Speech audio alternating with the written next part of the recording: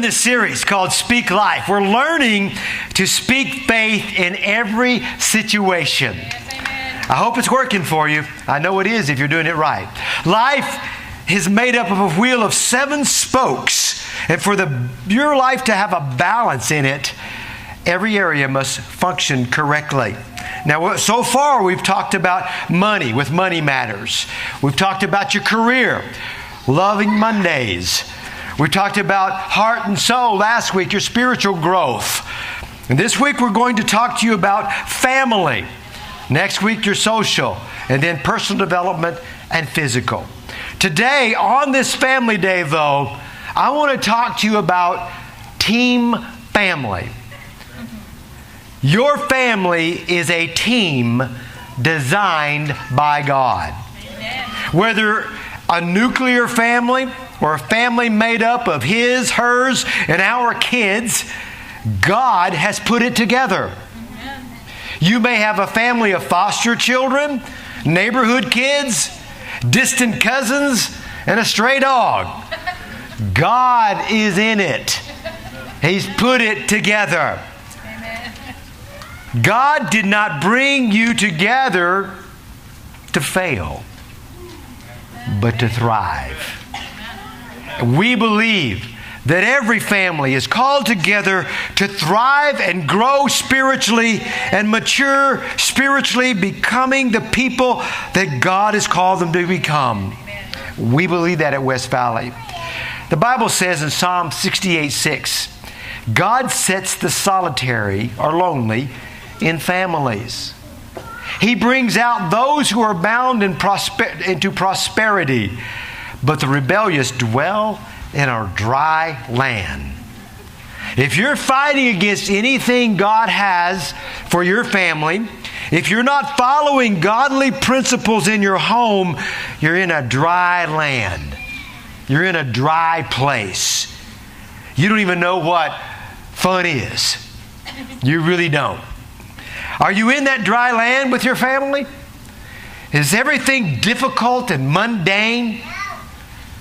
You know, in a dry land, people act very selfish, self-centered. Nothing seems to work. It's always hard to do anything.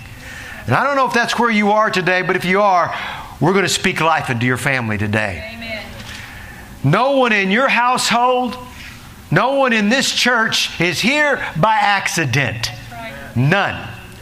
Now, I want to use the team concept because I've coached for many, many years. I don't coach kids anymore like I used to, but I still coach, all right? I coach people. But I've coached for many years. And the team concept is pretty simple, really. And in your notes, you can write these down because these are pretty easy to remember. If you really want a good team, first of all, everybody knows there's got to be unity, right? No partiality, but a common goal to learn and to see victory. That's what a unity does. That's what teams do.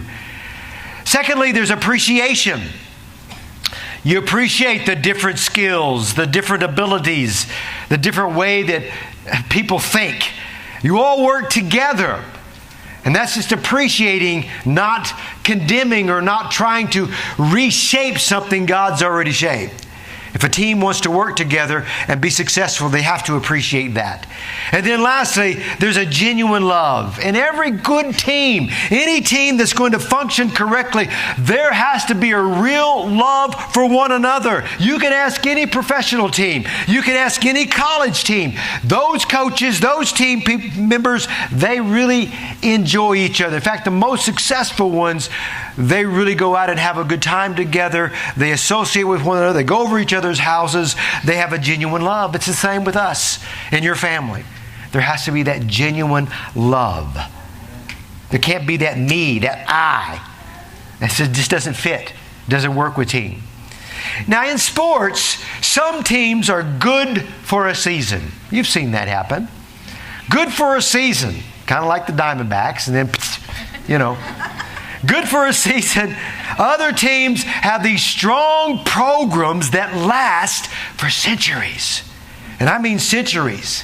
I've seen some grandkids play on the same team their grandfathers played on. because they wanted to continue the heritage, because the team was good, because the program is solid. Now, in our Christian families, we're not just building a team, we're building a program. One that will last for generations. Do you want your family to last for generations? Do you want this faith to go on for generations? That's what we're looking for. We're not just building our children's past, but we are building their future. I want you to really understand that. We're going to talk about that a little bit more. You're building your children's past. What are they going to remember? You're also building their future. Now, the Bible speaks much about families and relationships. But in Matthew, Jesus confronts our problem today. And I want to read Matthew to you. Matthew chapter 6, a very familiar portion of Scripture. Many of you seasoned saints have read it 100 times, but I want to use it and apply it to our families today. Let me read it to you. Starting with verse 24, it says, "No one can serve two masters, for either he will hate one and love the other, or else he will be loyal to one and despise the other. You cannot serve God and mammon," that's money. "Therefore, I say to you, do not worry about your life, what you will eat or what you will drink, nor about your body, what you will put on. And is not life more than food, and the body more than clothing? Look at the birds of the air, for they neither sow nor reap nor gather into barns, yet your heavenly Father feeds them. Are you not of more value than they? Which of you by worrying can add 1 cubit to his stature? So why do you worry about clothing? Consider the lilies of the field, how they grow. They neither toil or spin. And yet I say to you that even Solomon in all of his glory was not arrayed like one of these.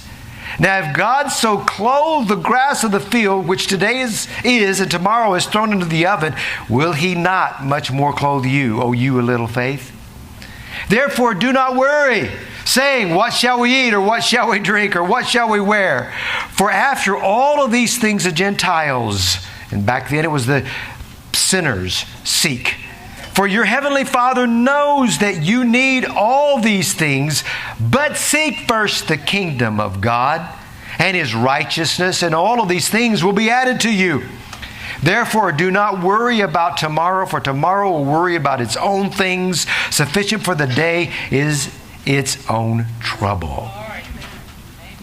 Jesus said that there are 3 huge killers that will hinder your family and keep you in a dry place in that portion of Scripture. You know what those 3 things are? And I think you'll agree. Stress, busyness, and misguided priorities. Stress. We're all stressed out these days, aren't we? We come home and we're just stressed out. All we want to do is check out. We're busy. From the time we get up to the time you go. Busy, busy, busy. Sometimes we're busy doing things that accomplish nothing. We have misguided priorities. Things are just out of whack of how we're doing things. And this is what Jesus is warning us against. Now, this morning, what I want to do is reverse that. I want to flip it upside down. When we reverse them, we find life and prosperity that will build a family team for generations. Glory. The first one, reverse it, slow down and connect. Slow down and connect. Some of you need to hear that this morning. You're on your way to having a heart attack. Slow down and connect. When our lives are filled with busyness and stress, we choke at game time. Quality time with our family, we miss it.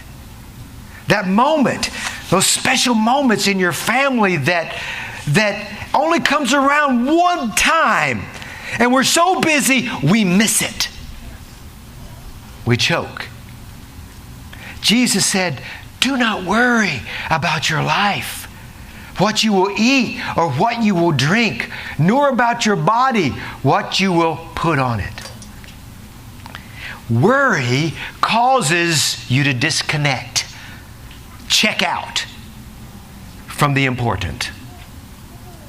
We miss opportunities with our family. We miss opportunities with God because we're worried about things that are senseless. And we miss the important. Let me ask you a few questions. I don't know, maybe you guys are all do well with this. I don't know. How many saw the first steps of your firstborn? Did you? How many heard the first words that they clearly spoke? How many know what is happening at school right now in your kid's life? What are they learning? How many know your children's favorite color? Do you know your kids' dreams?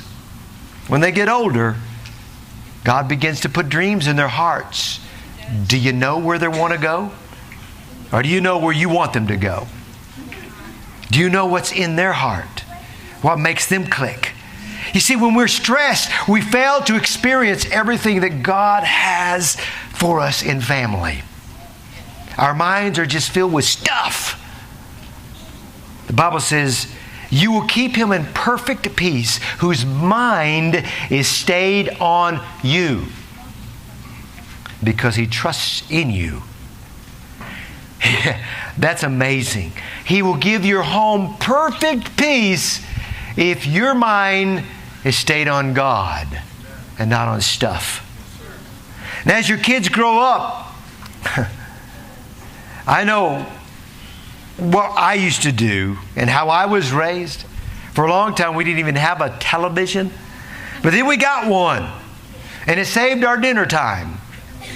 Because as a kid growing up, my family would have the biggest fights at dinner. So we watched TV. We turned the TV on. So I grew up, gathered around with my family. So keep from having fights because we just didn't connect. We'd watch TV and eat our dinner. When we got older, I got married. I turned the TV on. My wife turned it off.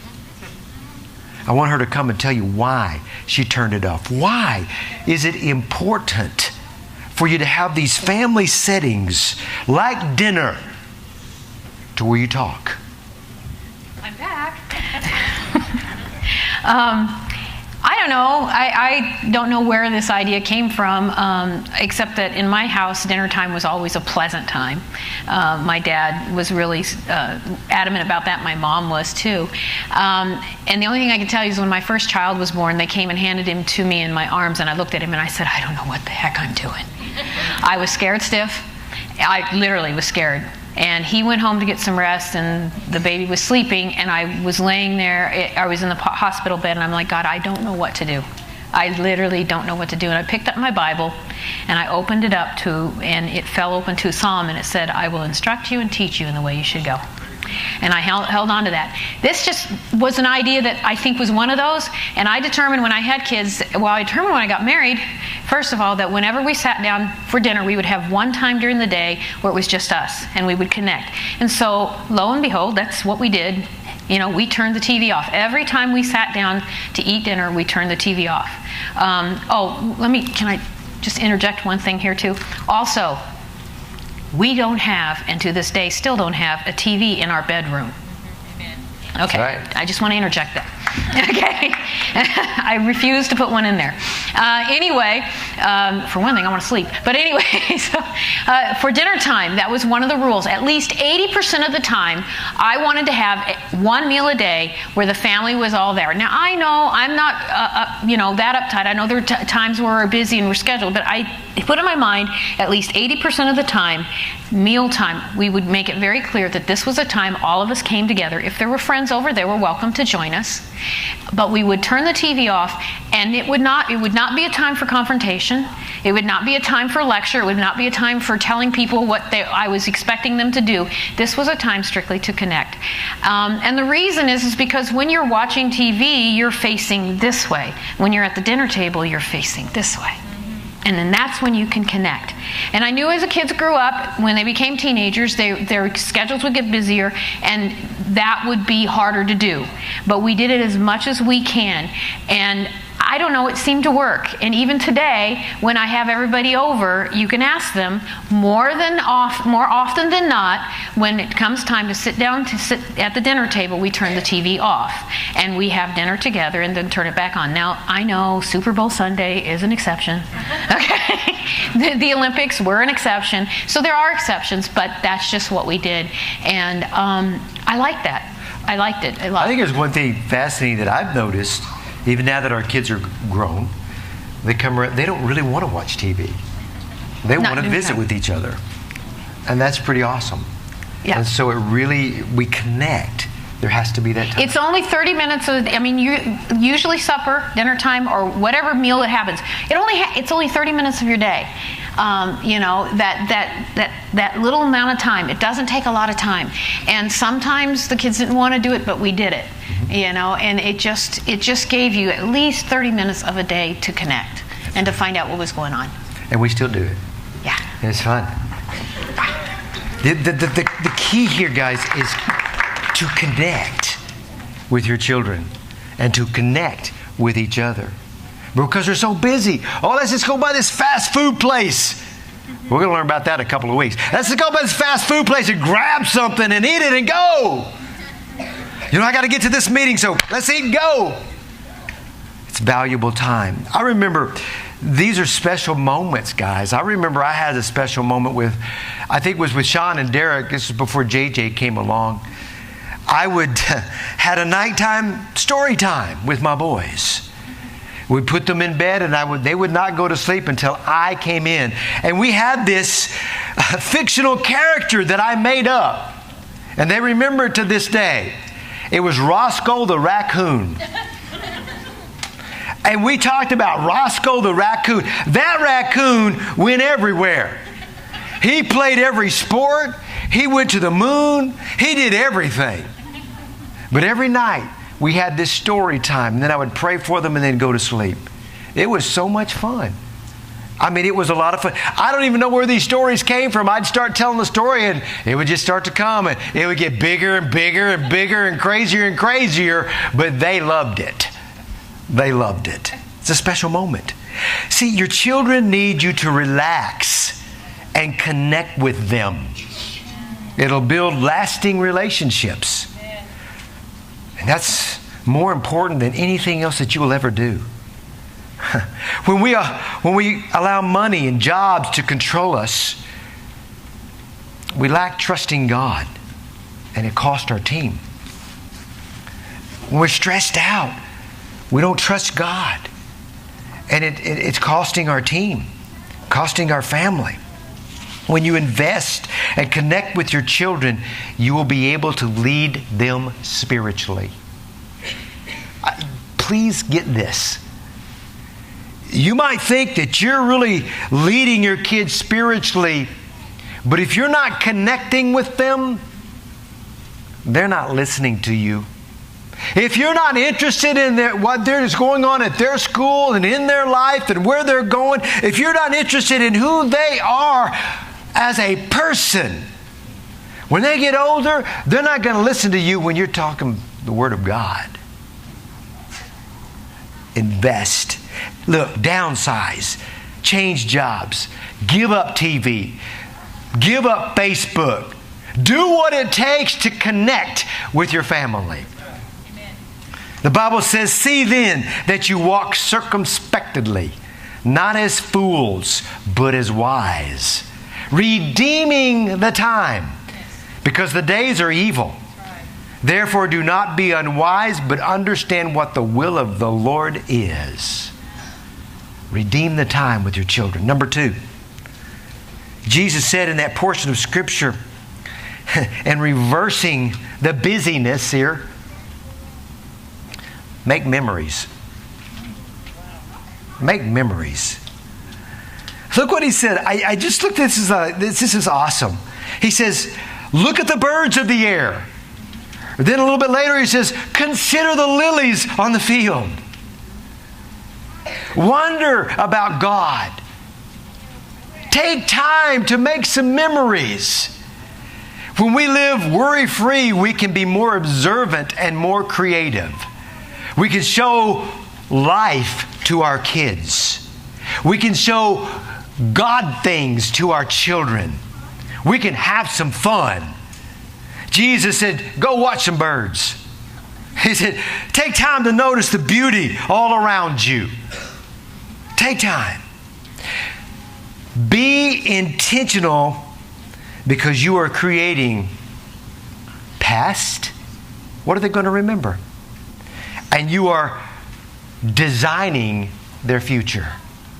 If you're busy, never investing in their lives, when they have children, they're going to probably do the same thing. If you take time right now to build some memories like trunk or treat, they're going to remember that.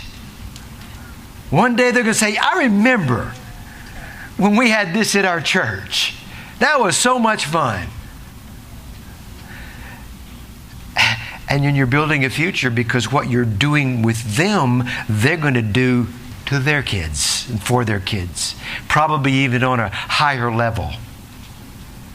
So be intentional because you're creating the past for your children and you're designing their future. You know, we don't have to spend a lot of money to make memories. A lot of times people, I want to make memories. I just don't have money. Well, you don't have to have a lot of money. You don't have to have a lot of time. Sometimes just a few moments is so important. Create and explore what God has provided. You don't have to skip church or ignore God's purpose for your life to make memories. Create a positive atmosphere of healing in your home. You know, there's a lot of sickness these days. There's a lot of sick people. Now, you know what? I realize people do get sick, but I also understand that much of our sickness today is a symptom of spiritual issues in their life. And when you create this atmosphere of fun, this atmosphere of wellness at home, this atmosphere of creativity, this atmosphere of love, sickness simply goes away sometimes because there's hope. The Bible says, fix your thoughts on what is true and honorable and right. Think about things that are pure and lovely and admirable. Think about things that are excellent and worthy of praise. Make that a habit in your home. You want to see some healing take place in your home? Create an atmosphere like that. Yes. Amen. Create an atmosphere where it's fun to be at home. It's a joy to be in the house. I can explore, I can create, I can love. I'm not around a bunch of just rules and regulations. It's enjoyable to be at home. And watch healing begin to take place. Amen. When you see laughter, when you see joy, when you experience what God wants you to experience, there's healing and life returns. That, my friend, is speaking life into your home. Number 3, the third thing Jesus said, and we're going to do it in reverse. Live God loud. Live God loud. I tried to think of a creative way and I couldn't come out with that, okay? Live God loud. When someone is important to you, everybody knows it, don't they? Everybody knows it. You just talk about them all the time. I mean, they get tired of hearing you talk about them all the time because they're important to you. The Bible says, seek first the kingdom of God and His righteousness, and all of these things will be added unto you. Make God a priority in your life. To your children, let me ask you, do your children know God is first in your home? Make it loud in your home with the decisions that you make and the actions that you take. Prioritize Prioritizing God isn't just coming to church on an occasional Sunday or dropping your kids off so they can be involved in a church activity. That's not putting God first. That's not the only thing. It's part of it. When God is first, church attendance really isn't even an issue. Things like tithing, involvement, and praying, they're just a given. It just happens. Seek first the kingdom means to desire God's will in everything that you do in all of your children's lives. And He will add to your life, He says. God is not in the business of subtracting. Only sins, He takes those away. He's in the business of adding. And He wants to add life to your family. Seeking God first means I am responsible for this child's life. Yes. I am responsible for what they're going to become. Right. I want them to become what God wants them to become, what God put them on this earth to become. I've got to put God first because I want them to be who He made them to be. Anything less is selfish. Anything less is not godly. Seek God first. Not that amazing job. It's got all the benefits. Seek God first. Not that wonderful relationship. People have it all wrong sometimes. Oh, God gave me this relationship. Are they a believer? Well, I'm working on it. Saturate your family, your children, with the Word of God, with the Lord. That's putting God first. Make Christ loud in your home. Everywhere you turn, you see Him. Ask the hard questions to your children at the right time. Let me give you an example. Is that girl or that guy that you like at school, are they a Christian? If not, you can't date them. Oh, I'm getting some thoughts now coming at me. How about watching what they're doing on Facebook? You know, who are they associating with? What are they saying? What are they doing? Facebook is an awesome tool. But just like everything else, it can get distorted. That's right. Don't throw the baby out with the bathwater. Just take special care of it. Look at it. It's okay. Let them have Facebook if they let you look at what they're doing. Be careful what they watch on television. These are the things that we've got to do. We have to saturate our homes with God. If that's putting Him first. That's putting Him first. The Bible says, let the words of Christ in all their richness live in your heart and make you wise. Use His Word to teach and counsel each other. Sing psalms and hymns and spiritual songs to God with thankful hearts. And whatever you do or say, let it be as a representative of the Lord Jesus, all the while giving thanks through God the Father. Put God first. And some of you have some decisions to make today about that. So let me finish up. Let me rewind a little bit. To move from that dry land, that thickness at home, that place where it's hard to live sometimes, relax and connect.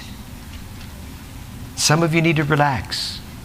Some of you need to make some life-changing decisions today about your employment, if it's costing your family. Make some memories. Create that atmosphere of healing. Have some fun. It doesn't take very long, and it doesn't cost anything. And live God loud. Put Him first. And let it be obvious that He is first in our household. Let it be obvious. That's how you speak life to family. That's how you bring hope. And that's where healing starts. And I'm so glad the kids are in here today because they heard what I said. And kids, I want you to hold your parents accountable. Hold them accountable. Ask them the hard question too. Dad, why are we watching this? Mom, what is this picture? Ask them the hard questions. Kids will bring revival to your home. Because they're bold. They'll do it. Why don't we read Bible at night? What's going on? So you hear me, kids? Say yes if you do.